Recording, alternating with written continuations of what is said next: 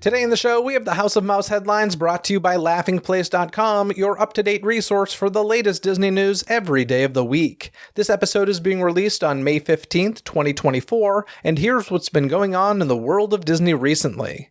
Disneyland Forward becomes official, Airbnb takes guests up and away, a banned Bluey episode on YouTube, and more. Hear the latest news from the Walt Disney Company in today's House of Mouse headlines. A Disneyland cast member has been named a Woman of the Year by the California State Assembly. Chef Gloria Tai is the first female chef de cuisine at Disneyland's Club 33 and previously worked at Napa Rose, Carthay Circle, and elsewhere in the resort. Tai was recently honored for her outstanding achievements as an exceptional leader, with State Assembly member Philip Chen surprising the chef with her award. Congratulations to Chef Tai. As part of their slightly belated halfway to Halloween celebration, the Disneyland Resort announced 2024 dates for its uber-popular Oogie Boogie Bash events. This year's parties will be held on select nights between August 25th and Halloween itself. In total, 27 events will be offered during that time. Tickets for the parties will range from $134 to $189 per person, but will vary by date. More details on the 2024 Oogie Boogie Bash events are expected to be announced in the coming weeks. At Walt Disney World, the halfway to Halloween spirit was also alive as they announced dates for this year's Mickey's Not So Scary Halloween Party events. If you can believe it, this year's parties will start even slightly earlier in August, with the first date set for August 9th.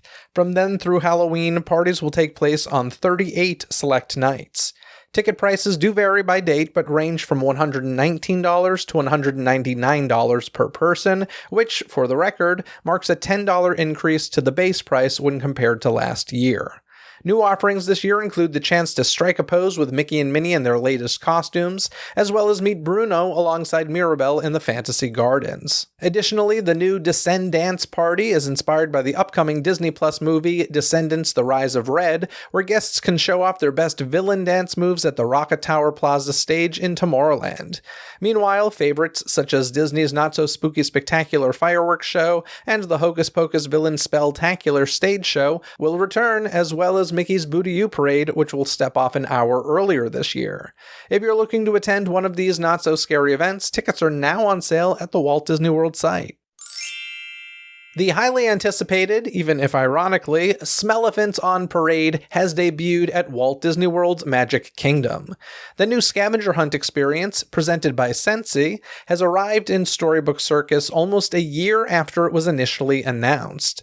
Guests hoping to search for all of the Smellephants can follow signs letting them know that whiff-sistants are needed. Outside Big Top Souvenirs, cast members are providing hunt maps, which guests will use to place the corresponding scent stickers in the correct spots. Once they've found all of the Smellephants and identified which figure's scent is which, guests can head back to the cast members who gave them the map to collect their small prize. To experience these scented Smellephants for yourself, be sure to stop by the ticket booth in Storybook Circus. Disney and the George W. Bush Institute are partnering together to host a new 12-month exhibition inside the American Adventure at Epcot. Titled Portraits of Courage, a Commander's Tribute to America's Warriors, the exhibit brings together more than 60 full-color portraits of service members and veterans painted by former President Bush. Each painting is accompanied by the inspiring story of the veteran depicted. Additionally, the display includes information and resources created to support veterans and their families. Portraits of Courage, a Commander's Tribute to America's Warriors, will open at the American Adventure on June 9th. Disneyland Paris has revealed another updated scene coming to its version of the Storybook Land canal boats. This scene will feature Carl's floating house from Up. Carl and Russell will join the scenery of the peaceful cruise as they land nearby Paradise Falls, with Kevin possibly hiding nearby. The Up-inspired scene will join two previously announced updates featuring Frozen and Winnie the Pooh. Also, as part of this transformation, the ride will welcome Vittel as its presenting sponsor. The attraction is slated to reopen at Disneyland Paris this summer. Not to be left out of the halfway to Halloween fun, Disney Cruise Line recently shared some new artwork and details from the highly anticipated Haunted Mansion parlor coming to the Disney Treasure. Inside the parlor, guests will come face to face with a ghost fish aquarium. Plus, inspired by the attraction's portrait gallery, the parlor will feature new spins on some of the iconic artwork, such as a bride that turns into a mermaid, as well as an exact replication of the Mariner portrait. What's more, patrons will even be able to take both of these characters home with them in the form of 2 wonderful tiki mugs.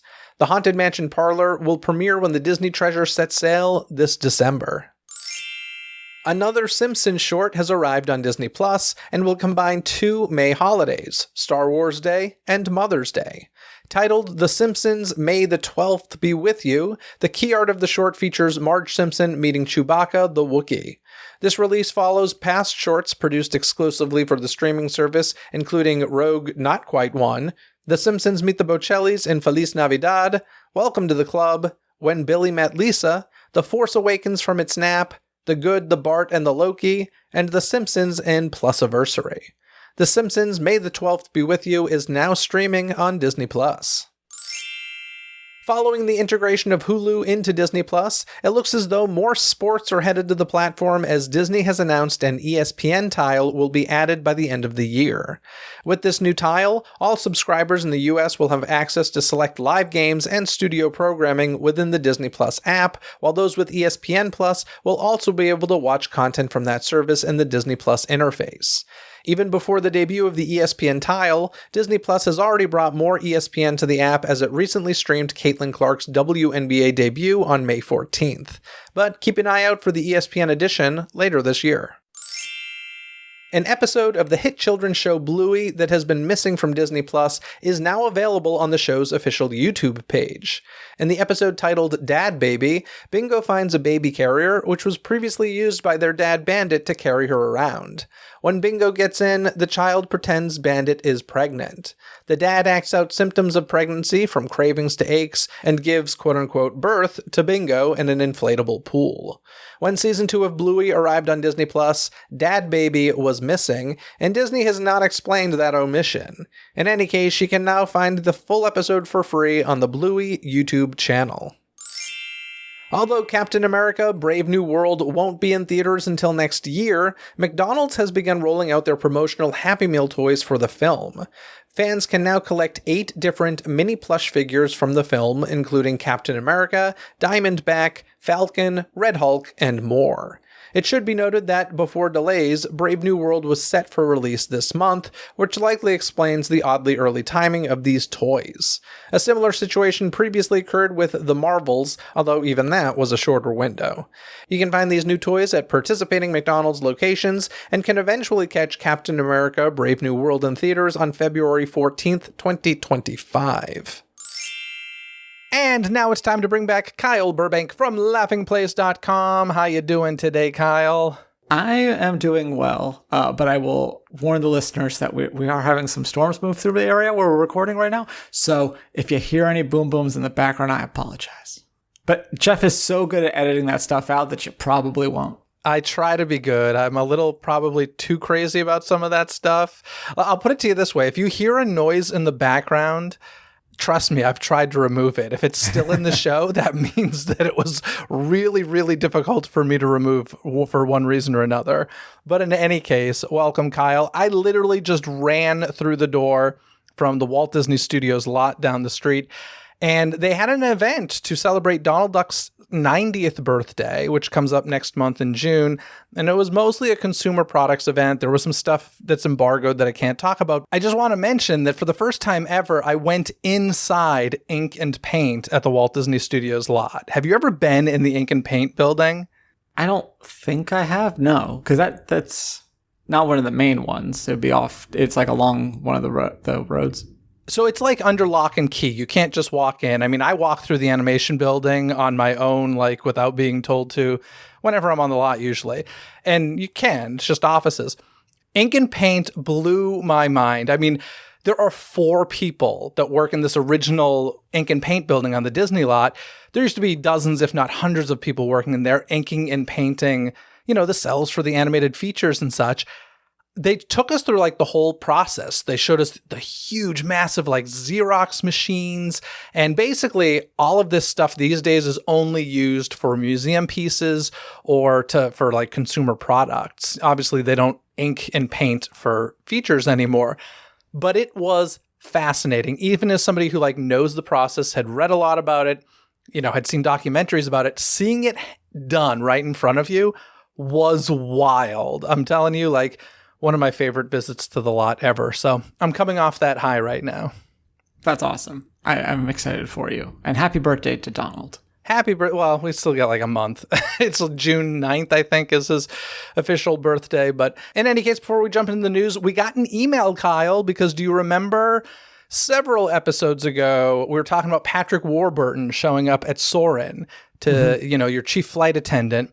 He did an in-person kind of appearance and surprised some guests. And we, me specifically being the jaded person I can be sometimes, was like, I don't know, was this real or was this all staged? And I'm happy to report that it was not all staged, because I did recognize at least one person in there I mentioned. But here's an email I got. Hey, I'm a few episodes behind and just heard you mention the promo video where Patrick Warburton surprised the guests on Soarin', and I can answer your question.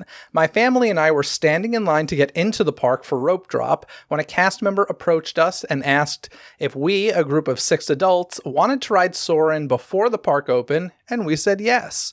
There were 3 groups of people being filmed, and they, group 2, were held far enough away that they couldn't hear what was going on. They were truly surprised when Patrick stepped out. Maybe others were not, but it sure seemed like a surprise for everyone from the screams, squeals, and laughs going around.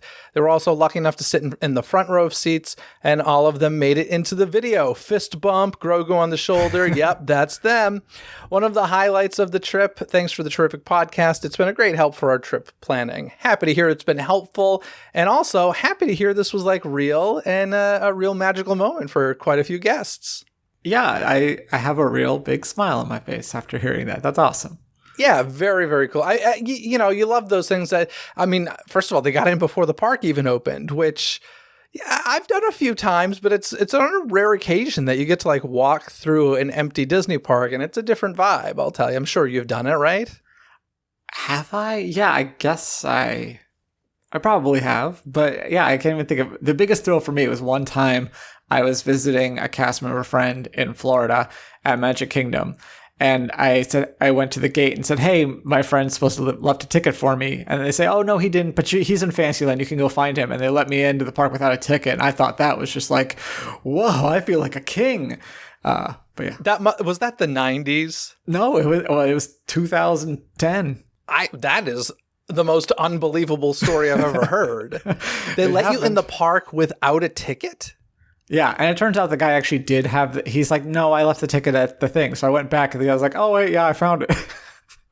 That's wild, because when I show up for media events, if somebody else plans the event for me and like they mistakenly put that person's name on the ticket, even though I'm with this outlet, it's fine. They're like, nope, like the name on this envelope has to match the name on the ID. And they're crazy about that stuff. Even when like their people, their media people will be like, no, he's fine. They're like, nope, it must match. So that is one of the most shocking stories I've ever heard. Not going to lie, Kyle, but that's wild. In any case, before we move on into the news, I also want to play a voicemail that was recently left on the DCTC hotline. Hi, Jeff. My name is Sam, and I love the podcast. I was just listening to episode 1110, and you guys were talking about why Pixar Fest didn't return in 2019 after its debut in 2018. And I was thinking about it, and I think it could be because Star Wars Galaxy's Edge opened in the summer of 2019, and they were expecting all these huge crowds and had the boarding groups, and they probably were in Star Wars mode. So they were focused on getting maybe Galaxy's Edge open that summer instead of Pixar Fest. Just a thought. As always, I love the podcast. I love what you do with it. And have a great week. Bye. So yeah, I think Sam might have a point here. I kind of forgot it was so long ago at this point. But 2019, would have been the second year of Pixar Fest if they had continued. But that was very much the year at Disneyland Resort of preparing for Star Wars Galaxy's Edge. And it might have just been all of that craziness that did indeed, delay Pixar Fest from returning for quite a few years. Because then there was, after Galaxy's Edge, there was pandemic. There was a couple years of wonkiness. And now we're here in 2024. So perhaps, and Sam, thanks for calling in and leaving that voicemail. Yeah, I think that makes sense. And then also it's fun to kind of forgot about the whole thing where they had the previews of Galaxy's Edge that were so packed, and then it opened and nobody was there because they warned them all not to come. Yeah, it's funny. I remember, so for Star Wars Galaxy's Edge, they built the Pixar and Friends parking garage. And then for the opening of the Wizarding World of Harry Potter here, I think they built the E.T. parking garage. And it was like, in both cases, unnecessary. I was like, all right, at least they were prepared. We'll give them that. Anyway, let's jump into the news because the Anaheim City Council has now granted final approval to the Disneyland Forward plan following another unanimous vote. Why they needed to vote twice, I'm not really sure. Do you have any idea? I don't know if there's any like last minute public input they needed or I don't really know. Politics. Yeah, sure. But yeah, it was still unanimous vote the second time around. And now it'll take effect in 30 days, which is kind of meaningless because it's not like they're going to put a shovel in the dirt on day one. Let's do it. Let's do it.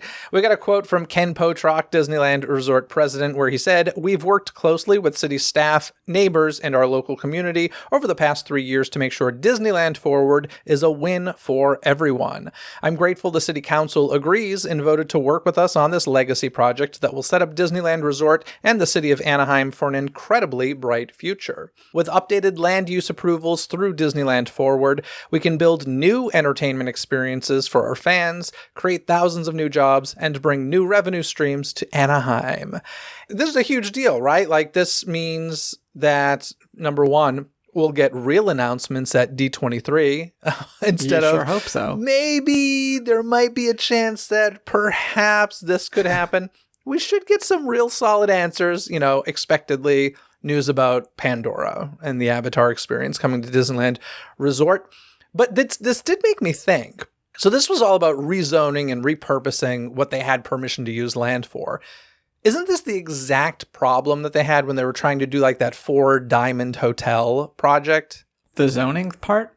Yeah, wasn't it like they wanted to put that 4 Diamond Hotel, I thought somewhere I don't like think that was downtown a zoning Disney issue. I think what happened with that was that they got tax incentive by approving the project in one place and then wanted to move it by like 1,000 feet. And by that point, they had ended the 4 Diamond program. And they're like, well, no, if you move it, then it doesn't count. I think that was what it was. Gotcha. Okay, I was going to say, why the heck didn't this just equate to the same? But that makes sense. I get it. During the meeting, representatives from the Anaheim Planning Commission, who previously approved the project, noted some new conditions of approval, including requiring a comprehensive wayfinding program for vehicle and pedestrian access for the east parking area, require an operations plan for new public parking facilities, so more parking coming, requirement to maintain vehicle access to west parking area from Magic Way. And in regard to Magic Way, much of the concerns regarding the project seem to stem from the proposal to close Magic Way to vehicle traffic. The Planning Commission representative reiterated that the closure of Magic Way would not have any major effect on traffic patterns around Anaheim. So it sounds like they might be closing Magic Way traffic. Close to through traffic. It'll just be Disneyland guests. So yeah, there was a bunch of people who were locals and said that was like their main way to get to the freeway.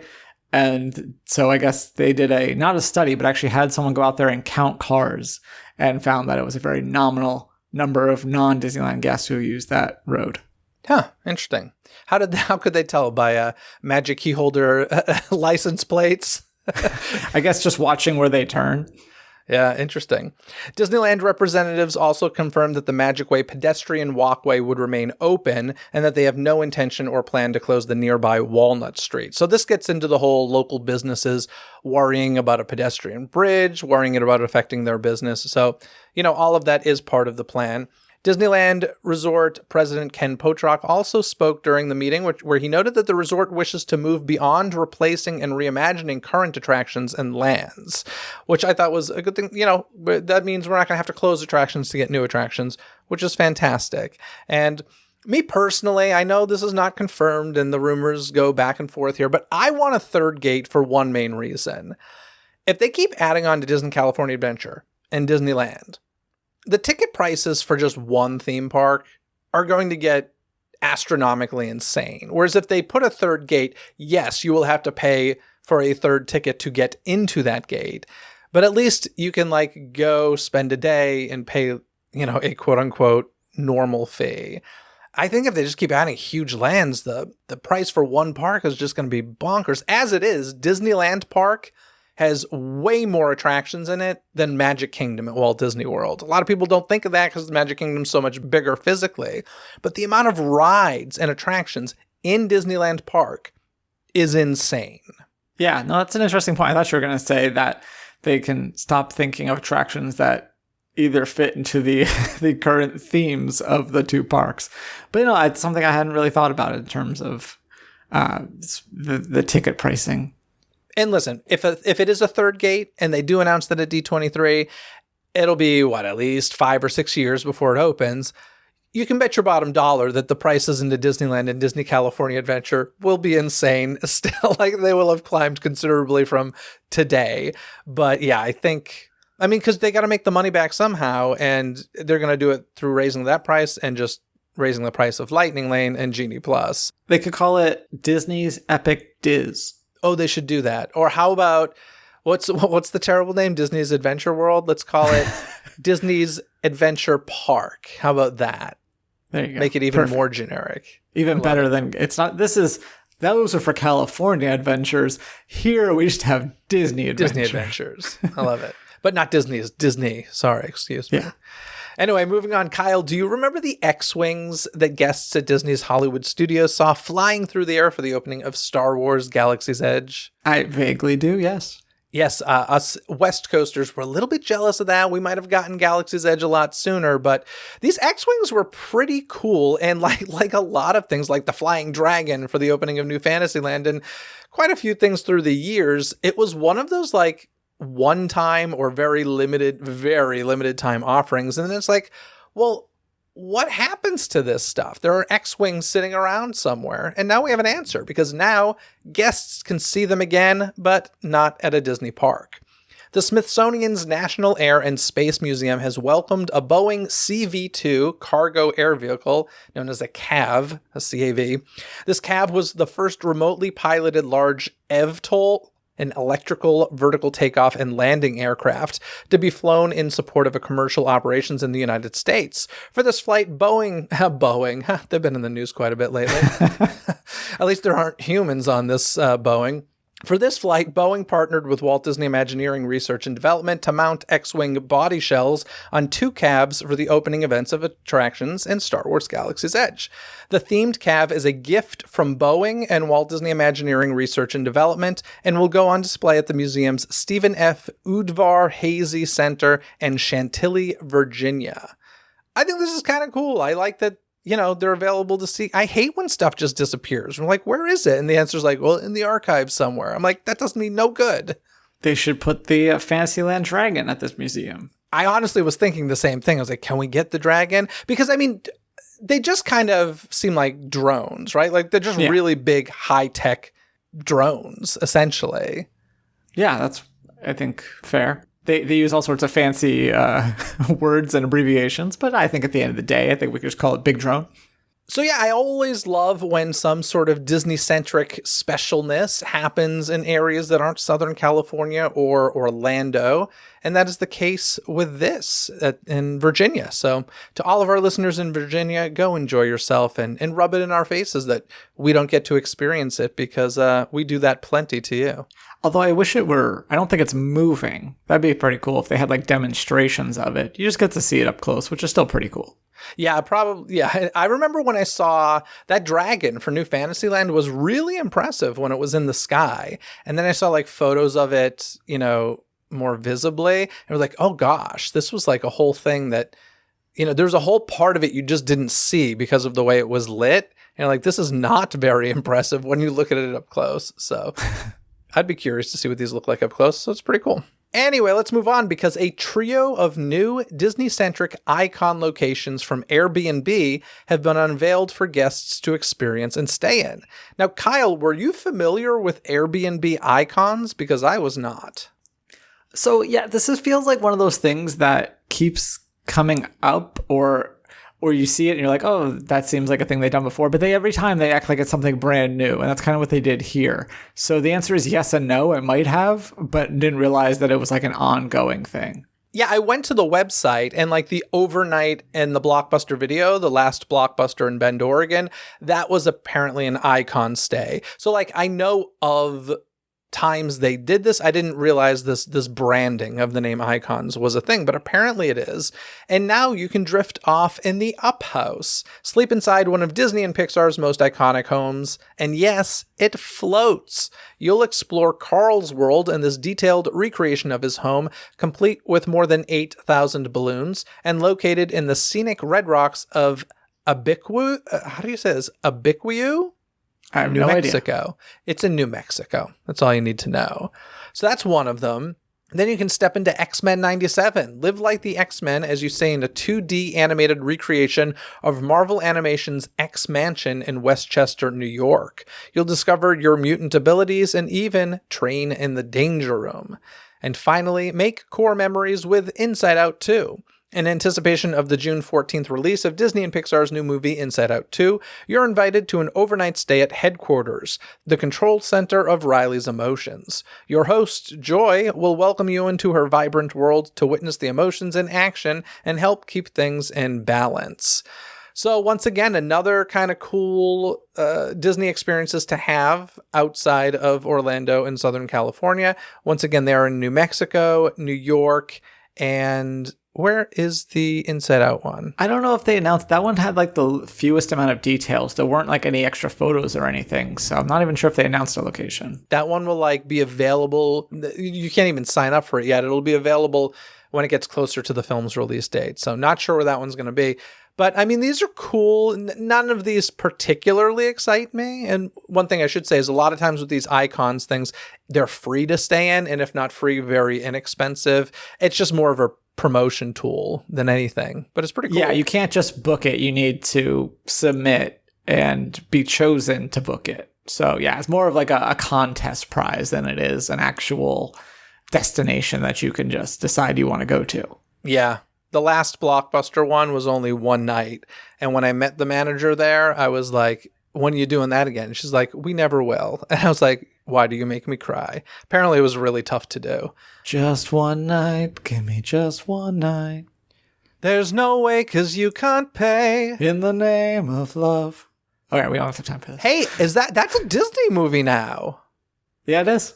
That's a Fox movie. For those of you who don't know what insanity just happened, that was from Moulin Rouge, a movie I was quite obsessed with. Saw 5 times in the theaters my freshman year of college, and loved that film. And I'm just now realizing that it is a Disney movie under the Fox label. What are they gonna do with Moulin Rouge? They need to do something. We'll figure it out. Why don't we pitch it? All right. Let's do it. I'm actually also realizing, so Moulin Rouge is on Broadway now.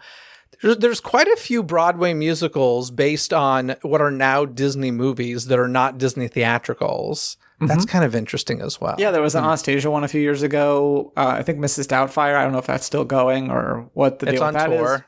Doubtfire's on tour. I saw Anastasia on Broadway and was very disappointed by it. It's not bad, but I had extremely high hopes for it and was kind of disappointed. But yeah, interesting. Anywho, shall we move on to, let's just say, the most important news? It is the Honey, I Shrunk the Kids news of the week. That's right. We have 2 bits of Honey, I Shrunk the Kids news because Honey, I Shrunk the Kids was submitted to Lego Ideas. Kyle, do you want to talk about Lego Ideas for a second in case folks don't know? Yeah, so Lego Ideas is where people can design their own Lego set ideas and kind of give some backgrounds, share some photos, and then solicit votes. And if you get to a certain number of votes, then it gets submitted to Lego for real. And then each like quarter or so, they have a review. And, you know, of all the ones that get submitted, maybe 1 or 2, maybe 3 a quarter actually become real sets, but there is a chance. That said, I think this one is a little bit different. This was a themed contest, so it was still part of Lego Ideas, but it seemed like it was on the theme of the 80s. And so this one that they submitted was themed to, like you said, Honey, I Shrunk the Kids. But I don't think it has to go through the whole voting process. I think it's a bit different. This is more of just the jury panel going through and perhaps choosing some of the sets. That would be awesome if this happens. Now, it should be said that the very popular Hocus Pocus cabin set started as a Lego idea, and that became a reality. A Wall-E one previously. There's been a few Disney ones that have come up that way. And I mean, honestly, Lego and Honey, I Shrunk the Kids makes sense. I don't know if they use it by the brand name, but if you remember in the film, they are in the backyard. They sleep in a giant Lego, and that's kind of the scene being recreated for this Lego idea. It was the giant Lego, of course, the giant grass blades. Auntie was part of it. They had the little kids figures, and this was cool. And honestly, if this goes through, I'm going to have to buy my first ever Lego set. Now, I do have the Hocus Pocus one, but that was gifted to me. And honestly, it's not one I would have bought on my own for the simple reason that, like, there's plenty of Hocus Pocus merchandise out there. So I didn't feel like, oh, I've got to have this. I'm grateful to have it, but I didn't feel the need, I got to have this. Honey, I Shrunk the Kids does not have the merch representation that it should. And therefore, I think I would have to get this. So we'll see. And I think it's a good one. Like, having a Lego brick made out of other Lego bricks is just a fun idea. And especially like the theming around it. Even if you didn't know the property, and I know, Jeff, God forbid, but even if you didn't, I think it's still like a fun piece for Lego collectors, or just a conversation piece even. And it's so meta, right? Lego made of Lego. And by the way, folks listening, the plural of Lego is Lego, not Legos. So never say Legos. It's Lego. Lego Next my time you want to ego. impress somebody at a party, it's cannolo is a single and cannoli is the plural. So you don't say cannolis. It's just several cannoli. Shut your mouth. Is that true? Isn't your name DePauli? Shouldn't you know these things? Canolo? Cannolo. Cannolo is a single cannoli? Yeah, just like paparazzo is a single paparazzi. You're blowing my mind right now. Is a single Barbie a Barbo? Well, no, because I don't think Barbie's Italian. Oh, okay. It's just an Italian thing. How do you know? Maybe Barbie is Italian. Did you ever ask her? I don't know. Let me go ask Margot Robbie, which I still have not seen that movie, but I did see the last 20 minutes. And I was like, well, I should probably have seen the rest of this because this is all very weird right now. I'm going to upset a lot of people right now. It is vastly overrated. How it got nominated for an Academy Award, I will never know. It was good for ratings for the Academy Awards, so good on them for that. But it did not excite me the way it did many, many, many people. And that includes Ken. So I don't know. But now that everybody's pissed and has shut off the podcast, let's move on with some, dare I say, more Honey, I Shrunk the Kids news. Yes, I shall. And yes, I did. Because Entrada has released an expanded album for Honey, I Shrunk the Kids. Entrada presents an expanded edition of James Horner's rollicking score to Honey, I Shrunk the Kids. The original release, which of course I own, was produced by Simon Rhodes and James Horner. It was a sparkling and largely representative showcase for Horner's colorful and animated score. But for this new edition, Entrada has inserted 3 additional tracks often asked for by collectors: A Long Way Home, The Bee Flight / After the Bees, and Letting Anthony Go. As an added bonus, a few additional tracks are included as extras to ensure every cue Horner recorded was present: Grand Slam, Laser Beam, and Astride the Ant. So, I ordered this already. Haven't received it yet, but of course I ordered this. It's movie score music, which is like my jam. But I gotta say, like, I owned so many movie scores and stuff from the 80s and 90s and all that stuff, but this trend of, like, not including the complete score back then is such a frustrating thing. Entrada previously released, like, the full Jurassic Park score, which I didn't buy because at the time it was pricey, but now you can't even get it for that price. It's like double and triple if you find it anywhere. So with this Honey, I Shrunk the Kids one, number one, it was super reasonably priced. And I was like, I'm getting this before it's gone, because they do print pretty limited amounts of these things. So if you want your Honey, I Shrunk the Kids music, which, by the way, is a great score. And if you don't know, James Horner wrote the score to Titanic as well, which is another great score. Worth having if you're a film score collector. So check it out. I'm happy for you. Well, thank you very much. I appreciate it. Before we go, I did a little research. And by little, I mean I Googled Christopher Lloyd, because as you might remember in the last House of Mouse headlines, we started talking about Christopher Lloyd for some reason. Why was his name brought up, Kyle? Do you remember? I saw him at C2E2. That's right. You saw him at C2E2, which stands for, let's see if I can do it, Chicago Comic and E2, Entertainment something. Entertainment Event? Close. Sure. Chicago Comic, is that correct? Chicago Comic and Entertainment what? An Entertainment Extravaganza. No. Simpler. An Entertainment Expo. Yep. You got it. Yeah, I remembered. Boom. Kind of. Anyway, you brought up Christopher Lloyd, and we kind of just landed on this conversation about how we feel Christopher Lloyd should perhaps be a Disney legend. And it got me thinking. I was like, let me see what he's actually done for Disney. Here's the list. Of course, most notably, I would say, is Judge Doom in Who Framed Roger Rabbit, Al in Angels in the Outfield, and Angels in the End Zone. Yes, there was a sequel, folks. Uncle Martin / The Martian in My Favorite Martian. Voicing Murloc the Magician, the main antagonist of DuckTales the movie, Treasure of the Lost Lamp. Did you know this? I did not. I haven't seen DuckTales the movie in a very long time, but I had no idea that Christopher Lloyd did a voice in it. That's epic. Dennis Van Welker in Camp Nowhere, which was a Hollywood Pictures release, which of course was a division of Walt Disney Studios. Stan Kruge in Santa Buddies, which is the dog movies, right? Yeah. He also voiced Santa Claus in Big City Greens. He took over the voice of Master Zahonart in the Kingdom Hearts series, replacing the late Rutger Hauer, and he started with Kingdom Hearts 3. And of course, Commissioner Hellgate if I'm saying that, or maybe Hellgate, Commissioner Hellgate, I'm going to go with that, in the Star Wars Disney Plus series, The Mandalorian. So, that's quite a breadth of work. It goes back to the 80s, goes all the way through into the 2010s. I'm going to say Disney legend. I think even the 2020s. Because, The Mandalorian was only like a year or two. There we go, 2020s. That's a good span of work. I mean, that's more work than Christina Aguilera has done for the Walt Disney Company, I would say. It's true. Disney legend, shall we say it? Let's say future Disney legend, Christopher Lloyd. Future Disney legend, Christopher Lloyd. I'm going to make that happen. All right. Anyway, anything else you want to add, Kyle, before we get going today? I just hope people are enjoying this episode. And if they are, I hope that they appreciate how much work you must have put into it, given everything that's happened during this recording. Yes, the editing will hopefully be seamless, but I'll tell you what, the conversation was not. That is Disney Coast to Coast magic for you right there, folks.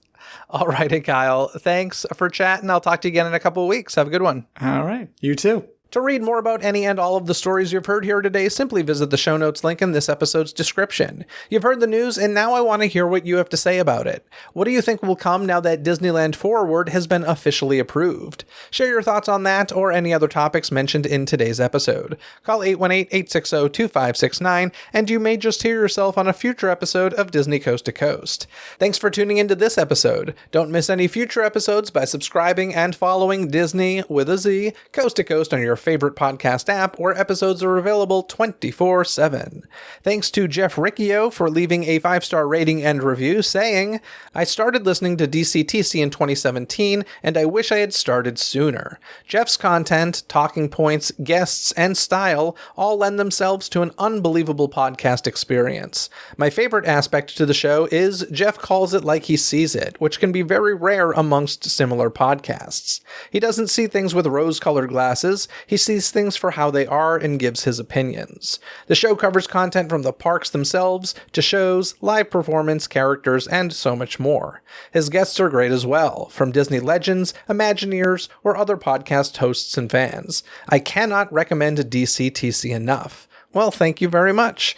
Leave a review wherever you listen to the podcast, and you may just hear it read on a future episode. Until next time, anything you need can be found in this episode's description. From additional information and links discussed in this episode found in the show notes, contact info to reach me, access to the show's official website, some free gifts from me to you, and so much more. So be sure to check out this episode's description. Other than that, folks, have a magical day. Bye!